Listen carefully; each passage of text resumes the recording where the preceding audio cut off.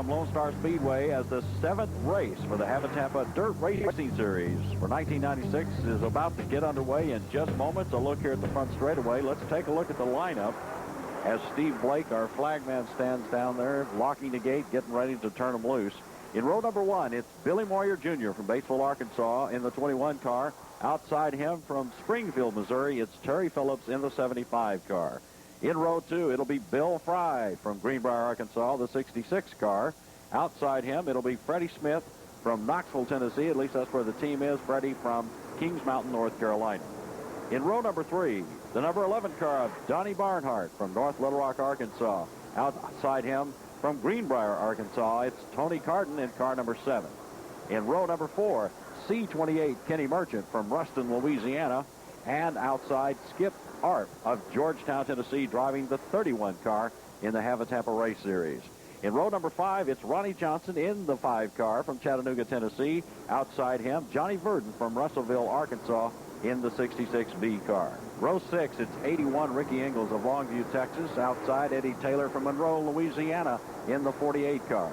In row 7, the 00C car of Jeff Chandler of Minden, Louisiana. Outside him, Ronnie Adams from Greenwood, Louisiana. In row 8, number 60, Dickson from Flintstone, Georgia. Clint Smith from Griffin, Georgia in car number 1. In row 9, Scott Bloomquist in the 18 car from Mooresburg, Tennessee. 18 starter is 53 Ray Cook from Murphy, North Carolina. And in row 10, it's Robbie Starnes in the 77 car. 57J, Bud McCool from Vicksburg, Mississippi. Row 11, 57X, Johnny McCool. And starting 22nd in that row, the 6M car of Wendell Wallace. And in row 12, it's the 98 car of Lee J. Haddox from Ruston, Louisiana, and the 5A car of Michael Coleman from Tyler, Texas. The cars are lining up and getting set to make their move on the beginning of 100 laps to pay dirt. Steve Blake on the flag stand looks set. Looks like we're about ready to see 100 laps of the HAV-A-TAMPA Dirt Racing Series at Lone Star Speedway. Get ready, ladies and gentlemen. It looks like the start. The flag is out, and we now have a hurricane of dirt racing power at Lone Star Speedway. 24 of the fastest in America racing through turn 1. A clean sweep and a quick move by several cars. We quickly have Terry Phillips running to the front. And we pull right back with a caution flag. Apparently something happened on the start. Terry Phillips apparently had jumped up in front of Billy Moyer as they came between the white lines. So the start is waved off, and of course on this arch, he'll get a warning. Terry Phillips on the outside of row number 1. Apparently, you know, the pole driver has to fire not before the first white line, but not after the second white line.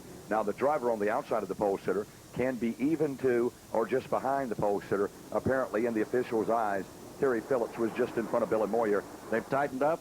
They're coming to the white lines. Again, it's up to Billy Moyer Jr. The acceleration's out, and the flag is out. Once again, we're flying down the front straightaway. All 24 cars clear the flag stand, and we quickly have 3 wide out in turn 2. Tony Cardin got snapped off there by Terry Phillips in the 75 car, and Freddie Smith is up into 3rd in the 00. Ahead of him, the 66 car of Bill Frye, following the 21 car of Billy Moyer Jr. 1 lap in the books, 99 to go. Bill Frye mixing it up there with Cardin and Phillips on that first lap off of turn 2, but Moyer shows the way, Trace, off of turn 4.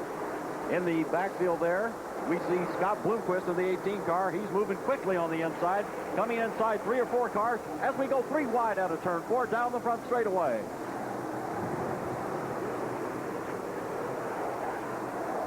Battle developing for that 6th position now with Skip Arp and Tony Cardin. Cardin will hold the spot off of turn 4, but right there behind Arp is Kenny Merchant. Quickly, they're straightening out a little bit in the front straightaway as you watch the speed shot here going by you. Speeds accelerating up to nearly 130 miles per hour as they approach turn 3 and again into turn 1. Billy Moyer running smoothly, leaving behind a few of the people just a little bit, somewhat quicker at this point. But Bill Frye is definitely holding his own, and Freddie Smith, a master at making tires last for long periods of time, is staying back there in 3rd, very strong, with Terry Phillips now running in 4th, and Donnie Barnhart from North Little Rock in 5th. On the field before you, the 5 car of Ronnie Johnson, pinched just a little bit off there by the Johnny Virden V66 car. Behind them, a battle going with the 81 car, trying to follow those 2 right up into the race. Trace, we're continuing to watch Billy Moyer lead the way, but I wouldn't be surprised to see Bill Frye as he apparently looks like he's ready to close in on the leader. But at this point, Billy Moyer seems to be fairly smooth, fairly straight through the turns. He's running a very good line and having no problem staying in the middle of the black part of the racetrack where the rubber continues to lay down very quickly. There's lots of it on here. It's going to control the tempo of this entire race as we watch them speed very quickly in front of us. The 66 car, Bill Frye, Greenbrier, Arkansas's lead driver, shall we say, for the GRT race car building manufacturing team. Underneath us there, we took a look real quickly at the 5A cars. He went right by us. He looks good in the turns, just a little wide on the turn on some of his moves there. That 5A car, Michael Coleman out of Tyler, Texas. In the back straightaway, Ozzie, we see the look there of another car moving smoothly, and that, of course, is the 00 of Freddie Smith. With over 750 wins, hoping to notch another one up right here tonight. Scott Bloomquist here on our screen, and the 18 car continues to make advances as he pursues the field ahead of him. There's Ronnie Johnson now. He'll pull up on the outside of Johnny Virden, and they'll almost take it 3 wide with Ricky Ingalls. Now, Ingalls has really been smoking that right rear tire. They come off of turn 4, and they'll battle 3 wide as they head to the start-finish line. Virden holds a spot. Johnson now takes over on the outside there, and he continues. Now, Ricky Ingalls really blistering that tire up. We'll see how long it'll last. That's one of the things that Freddie Smith and the likes of Ronnie Johnson can do. Way too much smoke there, unfortunately, on that right rear tire. Now, he's trying to close in and push up against the Johnny Virden V66 car. Johnny earlier, along with the car ahead of him, Ronnie Johnson, the number 5 car, pinched off Ingalls. Ingalls is back inside Johnny Virden, trying to move up still, and he's really burning up the tire rubber. He's made that move inside Ronnie Johnson. Now he's stepped up a little bit, and he's up against the, Scott Bloomquist in the 18 car. Yeah, Bloomquist has joined the party now, is beginning to close up. Skip Hart, meanwhile, continuing to battle with Tony Cardin, and right there behind him, that red C28 of Kenny Merchant. All these race cars come and go in terms of the cycles where they have the good and the bad days. And unfortunately for our friend from Georgetown, Tennessee, Skip Hart started very strong in the early part of the season, but he's ebbed a little in the momentum part of his racing at this particular part of the year and seems to be fighting to get back into it. Moyer, your leader now, is closed up on traffic, and he's trying to lap the one car. He's actually put down one of the McCool cars and lapped Coleman, but it's allowed Frye to close up on Moyer as they turn off turn 4. Ingalls does a beautiful move there, as you see in the 81 car, holding back Scott Bloomquist and sweeping through that turn, but he is definitely burning up that tire. Billy Moyer in the lead, of course, still leading comfortably and not apparently in any real hurry to have to try to outrun anybody at this point, but he's definitely the leader and pulling away.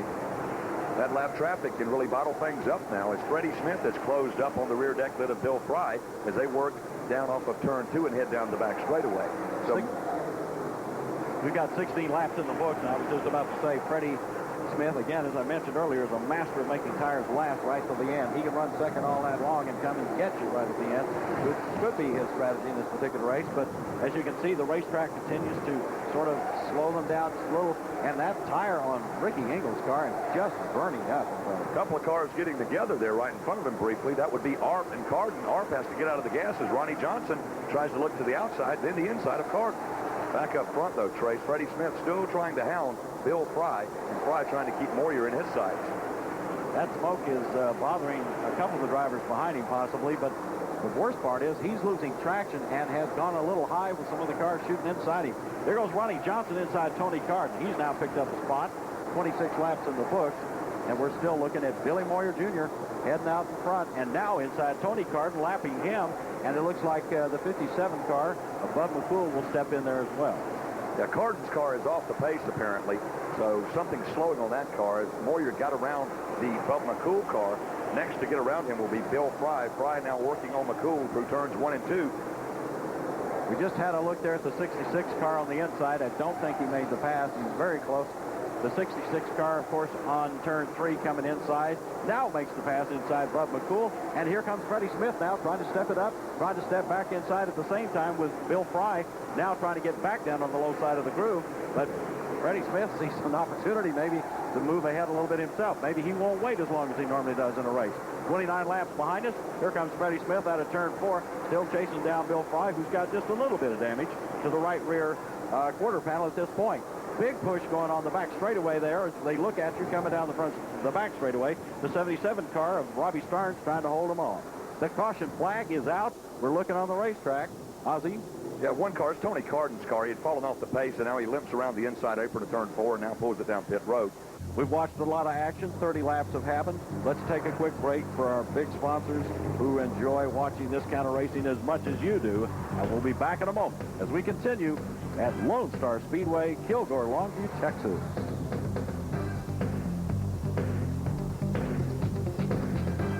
The HAV-A-TAMPA Dirt Racing Series is lined up. Still 22 cars big on the racetrack. They're fixing to go. They've got the sign from Steve Blake on the flag stand for one more lap under this beautiful Texas nighttime sky.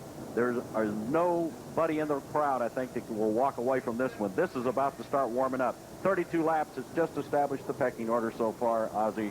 I don't think that anybody knows really what's going to happen. Frye looks strong, though, as the green's back out.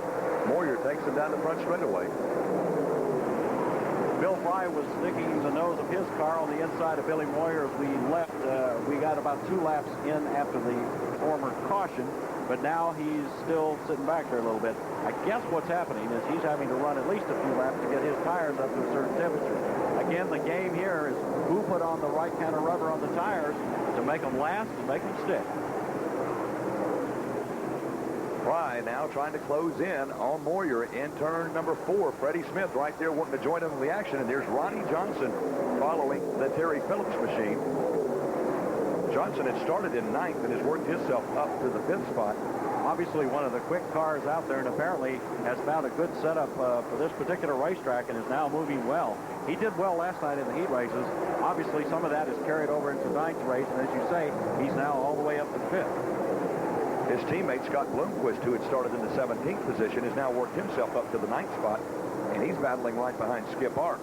But here are Terry Phillips and Ronnie Johnson as Johnson trying to peck away at yet another spot down the front straightaway. Ronnie Johnson's taking a look on each of the turns as he comes in, as he just did there on turn 4. Now he zips inside, takes it down the back straightaway. Phillips tries to keep the pedal to the metal and tries to hold him off, but Ronnie Johnson got the position and shot inside, has now gone to 4th position. That puts him in a run now to chase down Freddie Smith for the first time tonight. Freddie Smith, of course, still holding his own with the 66 car in front of him, and Bill Moyer still running smooth and clean here at Lone Star Speedway. Bill Frye has now got some pressure coming from Freddie Smith, moving to the inside. Freddie put just a little fender on him and cut him, just almost got him right there. But Freddie Smith gets cut off again. Bill Frye drives wide enough to hold him back. But Freddie Smith is looking very strong, pushing himself inside again. He's still on the inside of Bill Frye, trying to hold him. And right behind him, Ronnie Johnson trying to catch the two of them as they put the metal together and slow each other down ever so slightly. But you'll notice in the picture, Trace, with all this action racing from 2nd through 4th, Billy Moyer has slipped away from that battle. Moyer now exits turn 4 with about a 4-car length lead. There you go. There he goes, flashing underneath him there. Smith still trying to close up on Frye. Ronnie Johnson right there in the catbird seat. Meanwhile, Bloomquist is starting to put a little pressure on Arp. Bloomquist does have the car to make some moves. The question is when. Of course, on this particular race, we're not quite to the halfway point. We've got 46 laps. Moyer running smoothly. And again, the big control factor here is don't bump too hard on the guy in front of you, even if you can do it, for the simple fact that it's going to slow you and him down and allows the leader to keep pulling away. Kenny Merchant out of Ruston, Louisiana, again, still could be the strong dark horse in this entire race field because, again, he's won here before and literally as a rookie took one of the biggest wins of his career right off the bat in that great-looking car that you see right there. There's Skip Arp as he'll try to close up on Merchant. Now, Merchant's just a little bit followed up there with Barnhart. Barnhart still has a very fast machine, but Bloomquist now ducks beneath Skip Arp. Arp slams the door as they head off of turn 4. A piece of Skip Arp's car on the roof there seems to be sticking up a little bit. Hopefully will not become debris on the racetrack that could possibly cut a tire down. A cut tire in this situation is just absolutely deadly. The simple fact you don't have time to get a tire on in 100 laps of HAV-A-TAMPA dirt racing because nobody's going to wait for you. Billy Moyer now stretching the lead as he works through turns 3 and 4. He lets the rear end of that car kick out just ever so slightly before he stands back to the gas. And he is cruising this evening here at Lone Star Speedway as they get the cross flags with 50 in the book. Freddie Smith looks to the inside of Frye once again as they work down the back straightaway, and Ronnie Johnson is right there.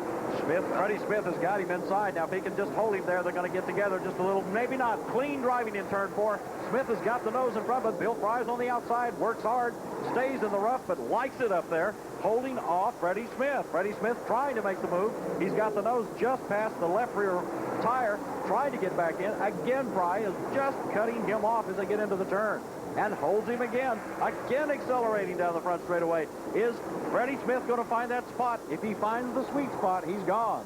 But Bill Frye has done it. He's held him back. Yeah, that race has been continuing in such a flurry like that for about the past 15 laps. Ronnie Johnson now rides behind him as Smith There's some contact right there. Real quickly, bumped Frye to the outside, and there goes Freddie Smith. He's finally around him, and there goes Ronnie Johnson. Apparently something's wrong with Frye's car because he weakened just momentarily, and Freddie Smith went inside, and here comes Ronnie Johnson. He's on the attack. He's in the inside. He comes around and now down the front straightaway, moving himself now up one more position past the car of Bill Frye. Something has slowed Bill Frye down. Well, it only takes a second for a car to get by you. Now, as Smith got up under Frye, we saw one little brief puff of smoke, maybe a tire rub, but with all this action going on, Freddie Smith now leads Ronnie Johnson down the front straightaway. Down in turn 3, we have an exceptional battle. There goes Kenny. Kenny Merchant just spun out. Scott Bloomquist was with him. There was a slight tag, and Kenny Merchant went out in turn 3. There is the red C28 of Kenny Merchant with a little bit of bent sheet metal on that right front quarter panel. As now he pulls down back off the wall. Apparently no major damage on the car, and it's obviously under its own power. Looks like the tires on the left side are up, and Merchant, after a little spin off of turn number 3, apparently is back under his power, and you can see a little skint sheet metal on the right side for the Ruston, Louisiana driver. Kenny Merchant will be back in the middle of this race anytime. We'll take a quick break for our sponsors as we continue with our television coverage of the HAV-A-TAMPA Dirt Racing Series from Lone Star Speedway, Kilgore, Longview, Texas. Stay with us. It's going to heat up again. Has been pushed to the back of the pack, except for the exception of the lapped cars, 4 of them behind him. Scott got into Kenny Merchant in turn 3 before the caution on lap 61, and that apparently, according to HAV-A-TAMPA race officials, was a spot that he shouldn't have gotten into. Ozzie, what's the update on that? Actually, lap 57 here, but Billy Moyer is your leader. Now, Merchant gets back that spot, and that'll put him back up in the 7th position. The flag is ready to go, and there it is. The flutter of the flag turns them loose again. Bill Frye trying to work his way back up quickly to the trying to chase down Ronnie Johnson, who's now just beginning to absolutely accelerate every place on the racetrack. Scott Bloomquist now behind Wendell Wallace, another tough group of people to get around. Wallace hasn't run as exceptionally hot as he normally would, but Scott Bloomquist makes him a little bit nervous. Some would say that possibly some action in the last couple of weeks might give him reason to feel that way with Scott right on his tail right now. Yep, there have been a lot of heated battles in the last couple of weeks with those two drivers, and they start this weekend 1 and 2 in the points here in the HAV-A-TAMPA Dirt Racing Series. Moyer now works in turns 3 and 4 with Freddie Smith hot on his heel. And doing a very good job of keeping him there at this point. But the number 5 car has really become the story of the race. The Scott Bloomquist owned car, but driven by Ronnie Johnson, is up to 3rd, as you said, from 9th, and looking very good down the back straightaway. Looking like it's just a matter of picking and choosing when the tire temperature will meet his need, and he'll go for that spot on the racetrack that might start to make that move for him happen against the 00 car, who's still holding on to 2nd as he has since the race began. Well, you can bet on one thing, Trace. If Ronnie Johnson can squeeze any more speed out of that car, he's not going to wait around at all, as now he's working on Freddie Smith down the front straightaway. Now it is a cat and mouse game. He is definitely beginning to pick on Freddie and try to find a spot inside, just like he did a little bit earlier when Freddie Smith took the inside on Bill Frye. Bill Frye is still back there hanging in 4th. And Freddie Smith is now beginning to look like he's going to have to stay a little higher to keep up his speed. He was trying to stay in the low side of the groove. That seemed to work for him in the early part of the race. But now Ronnie Johnson is definitely pushing on him and giving him an exceptional worry at this point. Ronnie's car looks very good at any point on the racetrack. He's now going low inside out of turn 4. Trying to put the inside move there, but Freddie Smith again, just enough acceleration to get him back back to turn 1 and hold him off as they come into turn 2. But Freddy's definitely got a battle on his hands. Kenny Merchant's back in his place. Skip Arp's backing him up a little bit, trying to push him down a little bit. Skip's car seems to be coming back some, Ozzy. Yep, he's had a strong run tonight. Of course, Skip with a very good 1996 season, a couple of disappointments, but Merchant now shows the way just ahead of Arp. Our speed on the front straightaway from the camera shows you these cars are moving exceptionally fast. Don't be fooled by what you see on the screen. These guys are going well over 100 miles an hour on every part of this racetrack. That's some kind of speed on dirt. Bill Frye, who had battled earlier in that second position, has now fallen back to the 4th spot. He's got Terry Phillips out of Springfield, Missouri, hot on his heels. There's Frye as he works through turns 3 and 4. Phillips now beginning to close in as you see that speckle of red car right there closing in on the Frye machine. There's Johnson again on Smith. This is a tough part of the race where right now we're just past lap 61, and the unfortunate thing is here, now you've got to start to worry about tire wear. This is where it starts to kick in. Do you have enough tire left when you get down to those last 20 laps to make all the moves you've got to? Things are going to start to come unglued here, though, in the next 10 or 15 laps as positions are going to be made for the run to the end. Ronnie Johnson being one of them right now as he works the tail end of the 00 car, and Freddie Smith tries to hold him back. Wendell Wallace has gone inside. He's now inside the Bloomquist car, and Bloomquist is trying to move to the outside, but Wendell Wallace is pushing him. Now they're both getting caught up with the traffic in front of them. The car in front of them looks like Ray Cook from Murphy, North Carolina, and Wallace slipped just a little bit. Bloomquist got into him. That wasn't intentional. That was just racing. Wendell Wallace shows the way off of turn number 4, and they are racing right behind Ray Cook. Bloomquist is trying to have to pass several laps to look to the outside of Wallace. Now he closes back in on him. He'll take a peek on the outside down the back straightaway, and they'll close up in turns 3 and 4. Bloomquist definitely has a lot more car right there, I think, than Wallace does. He's just not able to get around him right now. He's got to be very picky, very choosy about where he wants to put the race car in the groove so that he doesn't lose speed. While he's trying to, he's got a little piece of Wendell again. Now he's inside Wendell Wallace on the back straightaway, accelerating as they get to the turn. He and they're getting together. Bloomquist and Wallace lock up. Bloomquist spins out. Wallace stops in the middle of the track, and Bloomquist almost got into the wall. Again, another incident on the racetrack. The feud continues between the 6M and the 18. Wendell Wallace and Scott Bloomquist racing hard for position through turns 3 and 4. The two cars get together, the result being the Wallace car spinning. Bloomquist car spins to high to the outside. Both cars now back up under their own power as Wendell now pulls away from the scene, and he'll roll down off the turn 4 area and head down the front straightaway. We'll get a look to the inside. The car apparently unscathed. Wendell now stops down on the front straightaway where HAV-A-TAMPA Dirt Racing Series Technical Inspector Jim Harrah will take a look to make sure there's no sheet metal rubbing on the tires. Billy Moyer is your leader with 71 laps in the book. Freddie Smith in second. Ronnie Johnson up to third. Let's take one more quick break. We'll come back as we continue on the final 20 laps of the HAV-A-TAMPA Dirt Racing Series first ever event, 100 laps of fury from Lone Star Speedway, Kilgore, Longview, Texas. Be back in a moment. Billy Moyer still leading every single lap of this one. He's ready to go. The green flag takes him to the front, and away he goes again, accelerating beautifully, smoothly, and keeping that groove right on down through turn 1 and 2. Freddie Smith trying to make a fast move at the beginning here to try to see if he can finally get inside Bill Moyer and start to make some kind of a move to maybe take over the lead for the first time tonight. Ronnie Johnson still in third, running exceptionally well, having moved all the way up from ninth, doing the best job of passing on the racetrack so far tonight. Moyer now down the back straightaway. It's about a 3-car length advantage over Smith, but Ronnie Johnson right there in third, and Freddie Smith appears ready to turn the wick up on that 00 and close it on Moyer. And, of course, Freddie Smith trying to make sure he keeps his groove and his speed immaculate at this point, and every time he gets just a little bit slow, Ronnie Johnson's quick to jump in there. Terry Phillips in the 75 car continues to stay within about a half to a car length of Bill Frye, who held second for quite a while and is now back to fourth. Again, a little damage on his car might be a contributor at this point. Just ahead of them, Ronnie Johnson blisters by Freddie Smith to the inside, and he is up to the second position.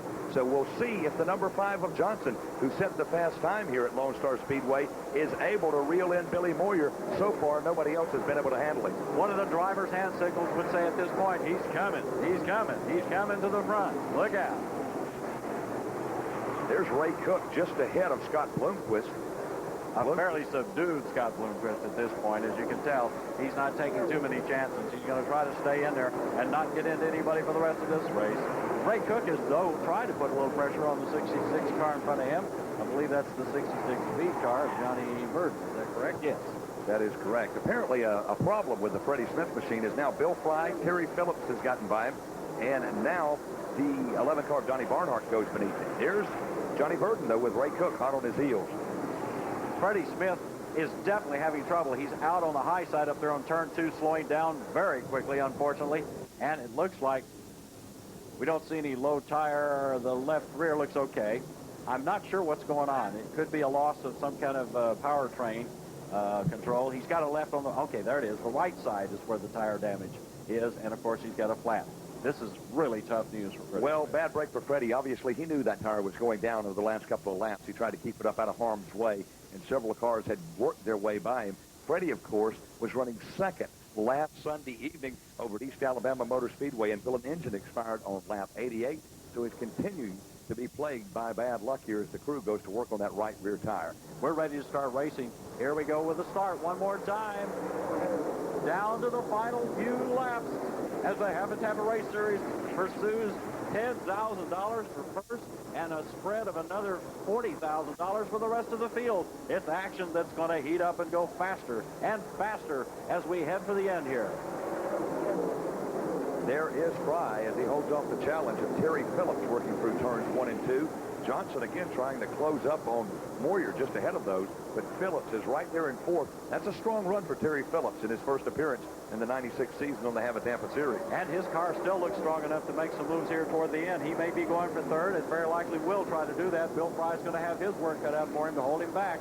Bill Frye trying to make sure he doesn't get around him, and they've got a real battle going on the back straightaway, that's for sure. Frye staying down on the low side of the track, trying to hold him back, but Phillips is looking. He's looking for that spot to make a move and try to shoot down in there. On the front straightaway, several cars backing up against there. There's the Wendell Wallace car with Scott Bloomquist on the outside trying to make some moves, and Johnny Virden hanging in there. 10 laps to go, 10 laps to go as we get right down to the heat of the action.